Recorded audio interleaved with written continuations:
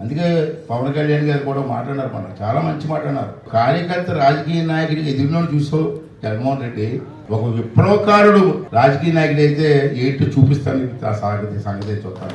ఒక విప్లవకారుడు రాజకీయ నాయకుడు అయితే పరిస్థితి ఎలాగుంటే నీకు చూపిస్తాను అన్నాడు. ఆ డైలాగ్ ఎంత పవర్ఫుల్ డైలాగ్ చేసేది. సినిమా డైలాగ్ కాదు, బయట మాట్లాడేస్తాం, చేంజ్ మాట్లాడాడు. ఇంకా అందరూ కలిసి పనిచేయాలో నిర్ణయానికి వచ్చాం. నేను కూడా ఆ రోజు చంద్రబాబు చెప్పాను కలర్ సార్ తప్పదని. మా నాయకులు కొంతమంది అన్నారు కానీ నేను ఒప్పుకోలేదు. ఎందుకు మాట్లాడాలంటే రావణాసుడిని చంపడానికి చంపాడమ్మా. రాముడు దేవుడే కదా, మనకి రోజు పూజ చేస్తాడు కదా.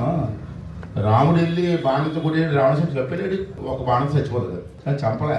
అందరు సాయం కోరాడు. ఆంజనేయుడు సాయం తీసుకున్నాడు, కూతురు సాయం తీసుకున్నాడు, ఉడత సాయం తీసుకున్నాడు.